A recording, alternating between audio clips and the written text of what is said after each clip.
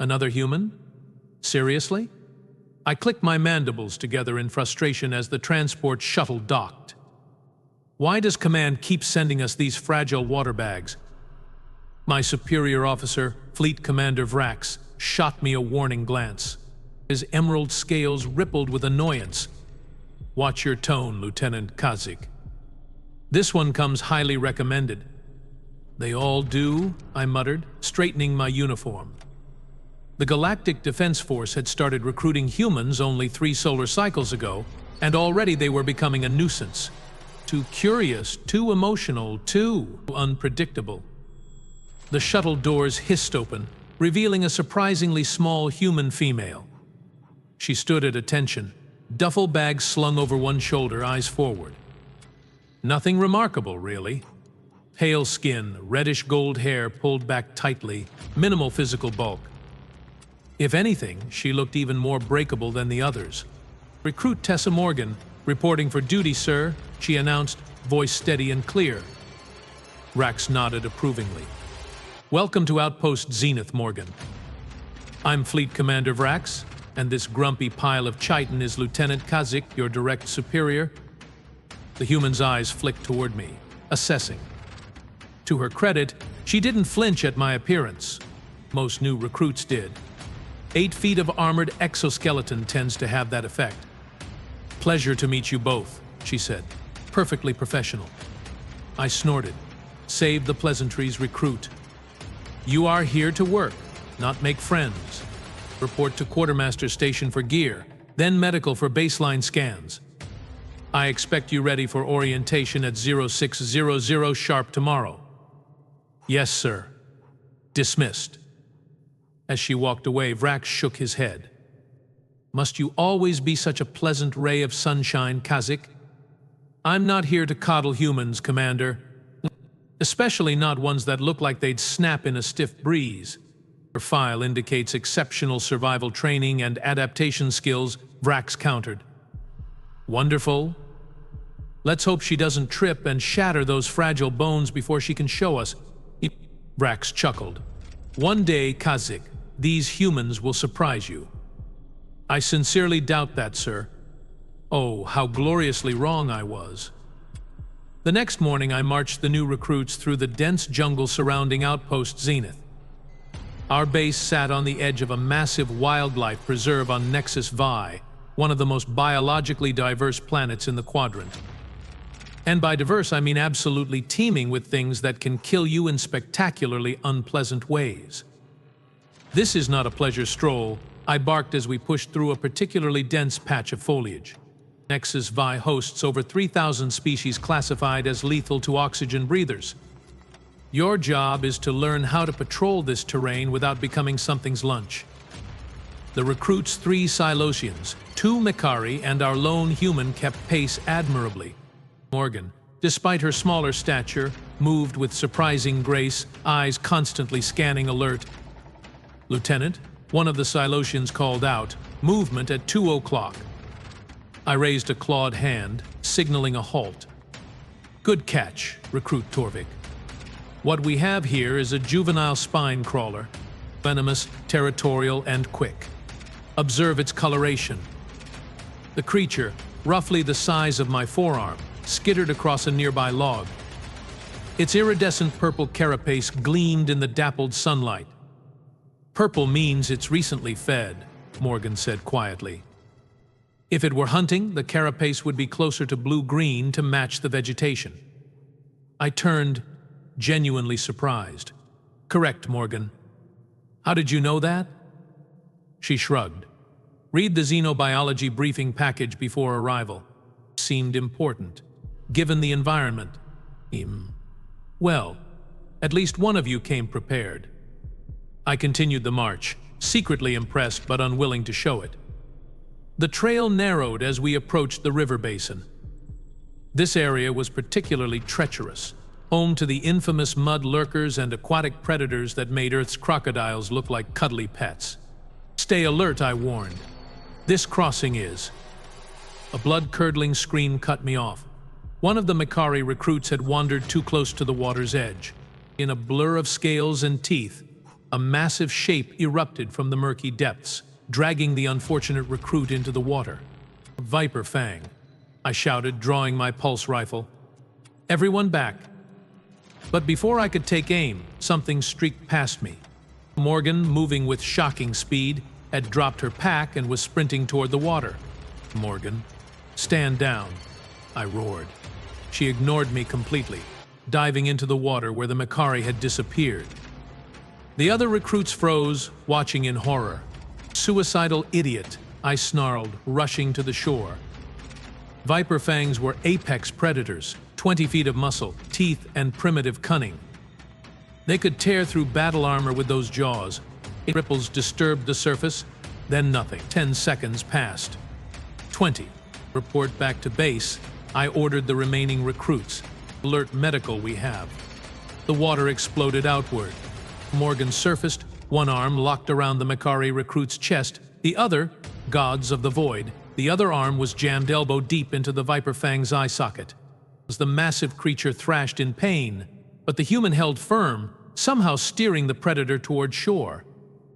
When they reached the shallows, Morgan released her grip on the creature's eye and scrambled onto land, dragging the injured Macquarie with her. The Viper Fang, now half-blind and enraged, lunged after them. Without hesitation, Morgan placed herself between the predator and the wounded recruit. She stood her ground, covered in mud and blood, looking impossibly small before the massive beast. I raised my rifle, but before I could fire, Morgan let out a sound that froze my blood. Not a scream of terror, but a roar deep, primal, and impossibly loud for such a small being.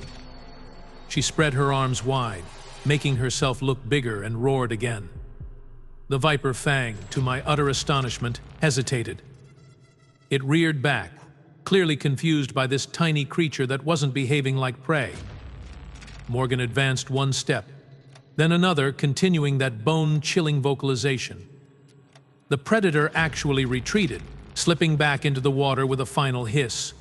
Silence fell over the jungle. Morgan immediately turned her attention to the wounded Macquarie, applying pressure to a nasty gash on his leg. "Pressure bandage in my left pocket," she said calmly to the nearest recruit. "And someone contact medical." I stood there, mandibles slack with disbelief. "What? How did you?" Morgan glanced up, her face smeared with mud and blood. "Predator response theory, sir. Viper Fangs have excellent vision but poor threat assessment. They are used to prey running or freezing. When confronted with unfamiliar aggressive behavior, they typically retreat to reassess." "You read that in the briefing too?" I managed to ask. A ghost of a smile crossed her face. "No, sir, but they are not so different from Earth's saltwater crocodiles. Sometimes you have to convince a predator you are not worth the trouble." As we waited for the medical team, I noticed something odd about the Viper Fang. It hadn't retreated far. Instead, it was watching us from about 20 meters offshore, its remaining eye fixed specifically on Morgan. Not with hunger, but with something that looked almost like respect. Over the next few weeks, I observed Morgan closely. She excelled in every training exercise, displaying a level of adaptability that was frankly unsettling. Where the other recruits relied on technology or brute strength, she used observation and instinct. "You need to stop glaring at me, Lieutenant," she said one day as we hiked back from a perimeter check. "Your left antenna twitches when you are suspicious, and it's been twitching at me for 2 solid weeks." I stopped, realizing my antenna was indeed twitching. Humans aren't supposed to be this competent in alien environments. Morgan laughed. "Backhanded compliment accepted, sir." "It's not a compliment, it's an observation. We had to become adaptable on Earth," she explained. "No natural armor, no claws, mediocre senses. We survived by outsmarting everything trying to eat us, then eventually learning to communicate with them. Communicate with predators. Now you are just making things up." She shrugged. "Dogs were wolves once. Now they are our companions. Horses could have trampled us easily, but became our transportation. Humans have a long history of turning predators into partners." I was about to argue when a low, rumbling growl emanated from the underbrush ahead. We both froze. I slowly raised my rifle. "Don't move," I whispered. "That's a spine ripper." Even I feared spine rippers, 400 pounds of muscle, razor claws, and territorial rage. They were the apex land predator on HFY, responsible for more deaths than any other species. The massive feline-like creature emerged from the foliage, its 6 eyes locked on us. Crimson scales rippled over powerful shoulders as it lowered into a hunting crouch. "Back away slowly," I murmured to Morgan. "No sudden." "Wait," she whispered. "Look at its movement. It's favoring the right front paw." I glanced quickly. She was right. The predator's step was uneven, and now that I looked more carefully, I could see an unnatural swelling in the paw. "It's injured, not hunting," Morgan said softly. "It's just warning us away. Injured or not, it can still tear us apart." Morgan slowly, carefully knelt down. The spine ripper growled louder. "What are you doing?" I hissed. "Stand up." She ignored me, reaching slowly into her pack. The predator tensed, ready to pounce. I raised my rifle again. "Don't shoot unless absolutely necessary," Morgan said calmly, producing a ration packet. She opened it, removing a strip of dried protein. With deliberate movements, she placed it on the ground, then took several steps back. The spine ripper watched, suspicious. Its nostrils flared, scenting the air. "It's starving," Morgan whispered. "Probably hasn't eaten since the injury. It can't hunt effectively." To my shock, the creature cautiously approached the offering, never taking its eyes off us. It sniffed the protein strip, then devoured it in one snap of powerful jaws. Morgan slowly placed another piece, slightly closer to us. The predator hesitated, then approached again. "This is insanity," I breathed. "We need to leave now." "Just wait," she urged. "Trust me." After the third piece of food, the spine ripper's posture had relaxed significantly. It was still wary, but the murderous intent had faded from its eyes. Morgan took a medical scanner from her belt. "I want to see what's wrong with that paw. You are not seriously thinking of." But she was already moving, slowly, deliberately, speaking in a low, soothing tone. "Easy there, big guy. Just want to help." "That's right, stay calm." The spine ripper growled when she approached, but didn't retreat. Morgan stopped, waited, then continued. Somehow, impossibly, she managed to get within a few feet of the most dangerous predator on the planet. "There's something embedded in the pad," she reported after scanning the paw. "Looks like a toxic thorn from a razor palm. No wonder it's angry. Those are excruciating." What happened next nearly stopped my hearts. Morgan reached into her med kit, extracted a pair of forceps, and inched toward the injured paw. "Morgan, I am ordering you to stand down," I said, trying to keep my voice steady. "Almost done, sir," she replied, eyes never leaving the predator. "Easy now. This will hurt for just a second." The spine ripper snarled when she touched its paw, but remarkably, it didn't attack. With a quick, precise movement, Morgan extracted a 3-inch barbed thorn from the creature's pad. The predator jerked back, then stared at its paw in apparent confusion. Morgan applied a small amount of antiseptic spray to the wound, then backed away. The spine ripper tested its weight on the paw, seeming surprised at the reduced pain. "Good job, buddy," Morgan said softly. "You will feel better now." The predator regarded her with an intensity that made my exoskeleton crawl. Then, in a display that defied everything I knew about HFY wildlife, it made a low chuffing sound, not aggressive, almost appreciative, before melting back into the jungle. I stood rooted to the spot long after it disappeared. That should not have been possible. Morgan shrugged, packing away her medical supplies. "Predators aren't mindless killing machines, Lieutenant. They are just trying to survive, like the rest of us. It should have torn your arm off." "Maybe," she conceded. "Or maybe it recognized I was trying to help." Intelligence isn't exclusive to sentient species. As we resumed our trek back to base, I couldn't shake the feeling that something profound had just happened. Something that challenged everything I thought I knew about humans, predators, and the natural order of things. That night, as I was completing my patrol logs, alarms blared throughout the outpost. Perimeter breach, Sector 7. I rushed to the security center, where Commander Vrax was already reviewing footage. "What is it?" I demanded. Vrax pointed to the screen. "See for yourself." The air padding calmly through our outer defenses like they didn't exist was the spine ripper from the jungle. It moved with purpose, ignoring the automated defense systems, heading straight for the barracks. "How did it get past the sensors?" I asked, already reaching for my weapon. "It didn't," Vrax replied. "They detected it perfectly. It just didn't care." We organized a response team and headed out to intercept the creature before it reached the residential areas. But as we approached the barracks, we found the predator sitting calmly outside one specific door, Morgan's quarters. The spine ripper turned to look at us, completely unthreatened by our weapons or our numbers. It made that same chuffing sound I'd heard in the jungle, then turned back to Morgan's door, waiting expectantly. At that moment, Morgan emerged from her quarters, apparently drawn by the alarms. She stopped short at the sight of the massive predator sitting like an oversized house pet outside her door. "Well," she said after a moment, looking at our assembled response team and then back at the spine ripper. "This is awkward."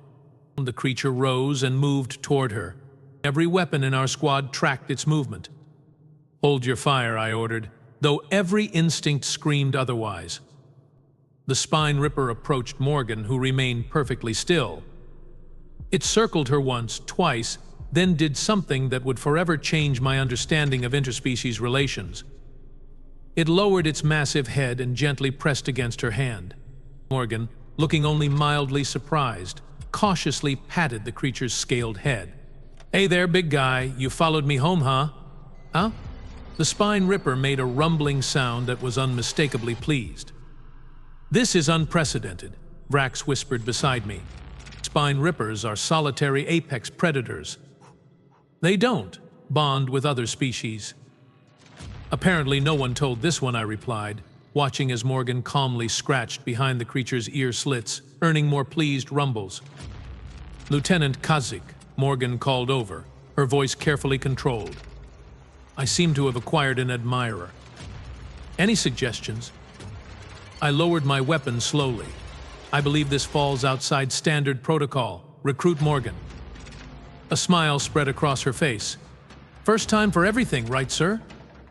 And that's how Recruit Tessa Morgan, barely 5.5 feet of fragile human, acquired a devoted bodyguard in the form of Nexus Vi's deadliest predator. The beginning of a partnership that would change everything we thought we knew about humans, wildlife, and the unexpected bonds that can form between species across the stars. But that was just the beginning. None of us could have imagined what would happen next, when the real danger arrived not from the jungle but from the stars themselves. The next several weeks brought a series of adjustments to Outpost Zenith that no protocol could have possibly anticipated. Foremost among them, accommodating a fully grown spine ripper within our security perimeter.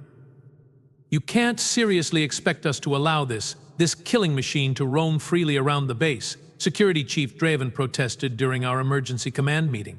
His protective dorsal spines were fully extended, a clear sign of agitation. Morgan stood at attention before the command staff, the massive predator sitting calmly at her side.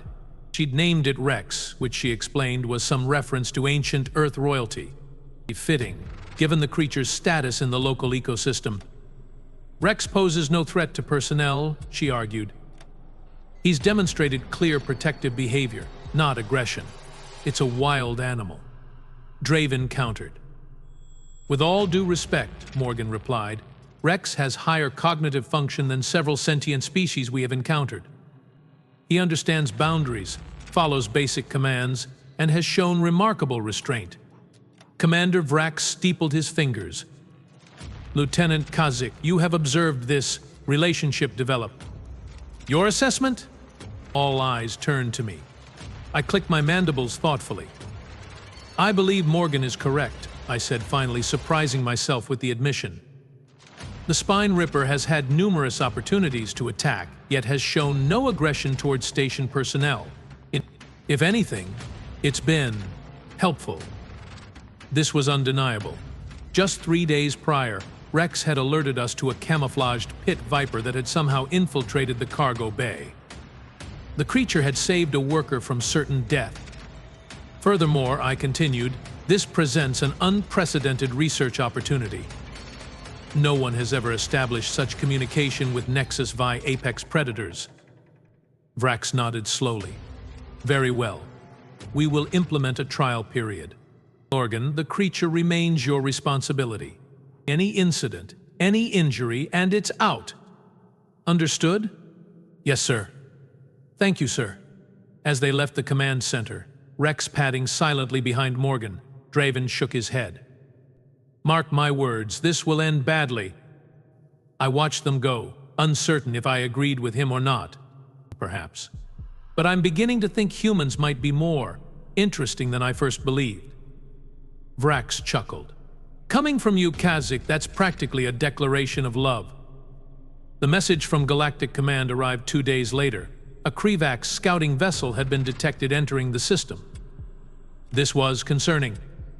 The Krivax Collective had been pushing into our territory for months, their expansionist agenda barely concealed behind diplomatic niceties. They claim engine trouble, Vrax explained during our briefing. Request permission to enter orbit for repairs. Convenient, I muttered. Their engines fail near our most remote, strategically valuable outpost. Precisely my thought, Vrax agreed. Nevertheless, we can't refuse aid to a vessel in distress. Interstellar conventions are clear. So we just let potential hostiles dock at our station, or we allow them into high orbit. A maintenance team will shuttle up to assist. Minimal contact, maximum caution. I should have known it wouldn't be that simple. The Krivax vessel arrived within 20 hours. It was sleek, predatory in design, bristling with what they claimed were scientific instruments, but any fool could see were weapons ports. A small delegation came aboard our Station 5 Krivax in environmental suits, their violet skin barely visible through their helmets. We thank you for your assistance, their leader, Captain Mokhtar, said with oily smoothness. Such generosity from the Galactic Defense Force. Something about his tone sent my danger instincts firing. The Krivax didn't do gratitude. They believed the galaxy owed them everything. Our engineers shuttled up to their vessel while we hosted the delegation in our conference room. Standard diplomatic procedure. But I noticed how the Krivax eyes lingered on our defense schematics, our personnel rotations. They asked questions just outside the boundaries of classified information.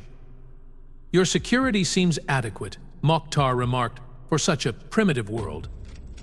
We manage, Commander Vrax replied neutrally.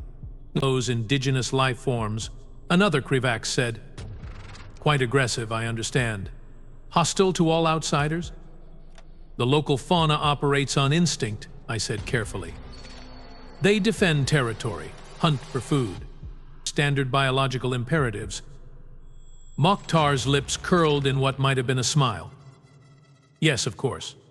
How fortunate you have established this foothold despite such resistance. The maintenance team reported the Krivax ship had suffered minimal damage, easily repaired. The delegation departed with profuse, insincere thanks. Something wasn't right. They are planning something, I told Vrax after they'd gone. This was reconnaissance. I agree, he said grimly. But for what? We are a research outpost, not a military target. The answer came that night, and it wasn't what any of us expected. Alarms blared throughout the compound. Not perimeter breaches this time, but multiple biosignature alerts, dozens of them, surrounding the base. I rushed to the command center. The tactical display showed a nightmare, swarms of indigenous predators converging on our position. Spine rippers, viper fangs, razor claws, barb stalkers, every lethal species on Nexus Vi suddenly acting in concert. This is impossible, I breathed. These species are territorial. They don't cooperate, they don't hunt together. Well, they are doing a damn good impression of it now, Vrax snapped. To get the defense systems online. All personnel to battle stations. Reports flooded in from the perimeter. The creatures weren't just attacking randomly, they were targeting our sensor arrays, power generators, communication hubs, and with terrifying coordination. It's the Krivax, I realized suddenly. They must be controlling them somehow. How? Mind control technology is theoretical at best and would require sonic manipulation. Morgan's voice cut in. She had entered the command center, Rex at her heels. The Krivax ship is broadcasting subsonic frequencies that agitate the brain patterns of local wildlife. I stared at her. How could you possibly know that? Because Rex is fighting it, she replied, gesturing to the spine ripper. The creature was clearly distressed, shaking its massive head repeatedly. He's trying to resist, but it's affecting him. And if they can manipulate him, they can control the others. Commander Vrax didn't waste time questioning. Can we jam the signal? Not from here, our communications officer replied. We'd need to get to the source their ship. I will take a fighter, I volunteered immediately. You'd never make it past their defenses, Vrax countered. This was their plan all along. Use the wildlife to weaken us, then swoop in to claim the outpost with minimal resistance. The tactical display grew more dire by the second. Our outer defenses were failing under the coordinated assault. Personnel were being forced to retreat toward the central compound. There's another way, Morgan said quietly. All eyes turned to her. If I can get to the jungle communications relay, I can piggyback on their signal. Reverse the frequency. That's suicide, I said flatly. The relay is 3 kilometers through predator-infested jungle, all currently being driven into a killing frenzy. Morgan patted Rex's scaled head. Not all of them. And Rex knows these jungles better than any of us. He can guide me. Create a path. Absolutely not, Vrax began, but I cut him off. She's right. It's the only chance we have. I turned to Morgan. But you are not going alone. I'm coming with you. She looked surprised. With respect, Lieutenant, you will slow us down. Perhaps. But someone needs to operate the relay while you keep your furry friend from eating my face. Unless you have suddenly become an expert in quantum communications? Morgan conceded the point with a nod. Fair enough. This is against all protocols, Vrax protested, but without much conviction. He knew we had no choice. Since when has anything involving Morgan followed protocol? I replied. Commander, hold the central compound. We will disable their control signal or die trying. Preferably the former, Morgan added with that insufferable human grin. We slipped out through a maintenance tunnel, emerging into chaos. The sounds of battle echoed from the perimeter, pulse rifles firing, creatures shrieking. The night jungle beyond looked impenetrable, teeming with movement. Stay close, Morgan told me, one hand resting on Rex's massive shoulder. He will clear a path, but he's fighting the signal. If he turns, get behind me immediately. Reassuring, I muttered, checking my weapon. She knelt before the spine ripper, looking directly into its 6 eyes. Rex, we need to reach the tall metal tower. The one that makes the sky noise? Can you take us there? To my continuing amazement, the creature seemed to understand. It made a rumbling sound, then moved toward the jungle edge, looking back expectantly. Let's go, Morgan said, and we plunged into darkness. What followed was the most harrowing 3 kilometers of my military career. The jungle was alive with predators, all driven to frenzy by the Krivax signal. Rex carved our path, alternating between guiding us and fighting off other creatures. Twice he engaged rival spine rippers, the battles brief but vicious. Morgan moved with that same unnerving confidence I'd observed since her arrival, seeming to anticipate threats before they appeared. When a barb stalker dropped from the canopy, she fired without even looking up, her shot finding the vulnerable spot beneath its armored plates. How did you? I began. They always drop from the left, she replied. Favors their primary striking claw. About halfway to the relay, Rex began showing signs of greater distress. The Krivak's signal was strengthening, wearing down his resistance. "We are losing him," Morgan said grimly as the spine ripper paced agitatedly. "The signal's getting stronger." "We can't stop now," I insisted. She reached into her pack and withdrew a small device I didn't recognize. "An emergency measure," she explained, attaching it to Rex's head, between his ear slits. "Sonic dampener. It will help him resist temporarily, but it will burn out quickly." The device seemed to help. Rex calmed somewhat, though his movements remained tense. We pressed on. The communications relay loomed ahead, a tower of metal and blinking lights in a small clearing. As we approached, my heart sank. The area around it swarmed with wildlife, razor claws circling the base, barbed stalkers in the surrounding trees.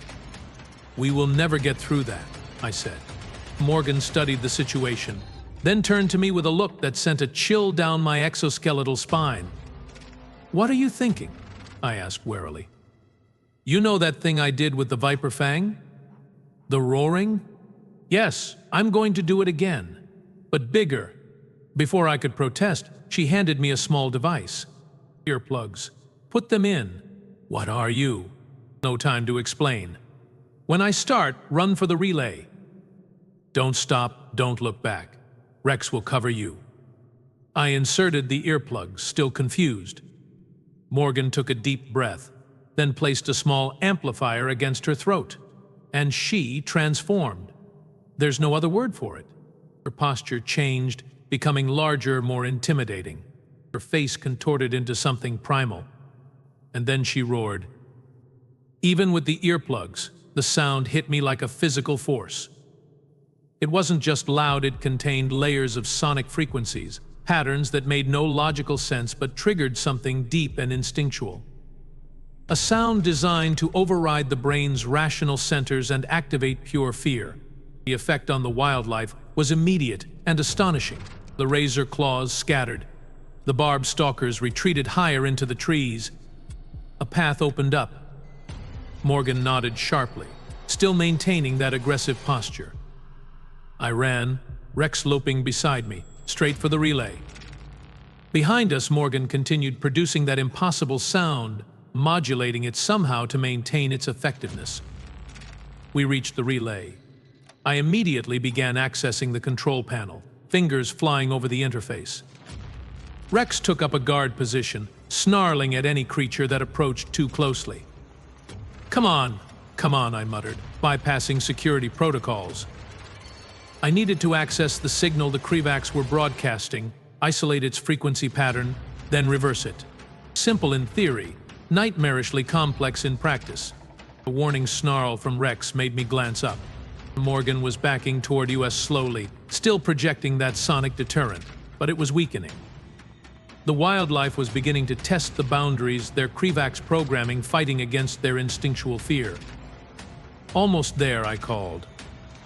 The relay's systems were highly encrypted, designed to prevent exactly this kind of tampering. But I hadn't spent 15 years in communications for nothing. And a scream of pain cut through the night, Morgan. A barbed stalker had dropped from overhead, its venomous spine slashing across her shoulder. She stumbled, her sonic deterrent faltering. Immediately, the wildlife began to advance. Rex roared in fury and launched himself at the barbed stalker, tearing it apart with terrifying efficiency.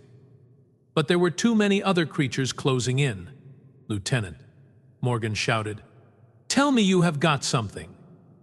My claws danced across the interface. Got it. I have their frequency. Reversing polarity now. I activated the modified signal. For a terrible moment, nothing happened. The predators continued to advance, Rex fighting valiantly but outnumbered. But Morgan had drawn her sidearm, firing precise shots despite her injury. Then, like a wave rippling outward, the creatures began to falter. They shook their heads, movements becoming erratic. Fusion replaced aggression. One by one, they began to retreat, their coordinated attack dissolving into individual creatures suddenly remembering their natural instincts. It's working, I shouted. The Krivak's signal tried to compensate, the subsonic tones shifting frequency. I adjusted our counter signal accordingly, engaging in an invisible battle of sonic wavelengths. They are trying to regain control, I called to Morgan, but not for long. I initiated the final sequence of focused burst that would overload the Krivak's broadcasting system. The relay hummed with power, then released a pulse of energy skyward, directly toward the orbiting vessel. Almost immediately, our comms crackled to life with Commander Vrax's voice, "Kazik, Morgan, the creatures are retreating. What's your status?" "Mission accomplished, Commander," I replied. "The Krivak's control signal is neutralized." More than neutralized, Vrax sounded positively gleeful. Their main systems just went offline. The signal rebounded and fried their control nodes. They are dead in space. I allowed myself a moment of satisfaction before turning to Morgan. She sat slumped against a tree, Rex hovering protectively. The spine ripper was gently nudging her injured shoulder, making concerned rumbling sounds. "I'm fine, buddy," she assured him, then looked up at me with a pain-edged smile. "Not bad for a fragile water bag, huh, Lieutenant?" I knelt beside her, examining the wound. The barb stalker's venom was nasty, but not immediately lethal to humans. Still, she needed medical attention soon. "Not bad at all," I conceded, "though your method of sonic deterrence was unexpected." She laughed weakly. "Old family trick. My grandfather used it to scare off mountain lions in North America, called it the big voice. Turns out it works on most predatory species. They are hardwired to avoid anything that sounds that confident and dangerous. You are a constant surprise, Morgan." "Call me Tessa," she said, wincing as she shifted position. "I think we are past formalities now." I helped her to her feet. "Very well, Tessa. Let's get you back to base." Rex led our return journey, but there was no need for protection now. The jungle had returned to its normal state, dangerous, yes, but not actively hunting us. The predators had dispersed, returning to their territories, their natural balance restored. 3 days later, a Galactic Defense Force cruiser arrived to take the disabled Krivak's vessel into custody. Charges of ecological warfare were being prepared, a serious violation of interstellar law. I found Morgan Tessa at the edge of the compound, watching Rex hunt in the nearby foliage. Her shoulder was bandaged, but she was recovering well. "He's going to leave soon," she said without turning. "Return to his territory." "How can you be sure?" She smiled faintly. "He's got a life out there, hunting grounds to protect, maybe a mate to find.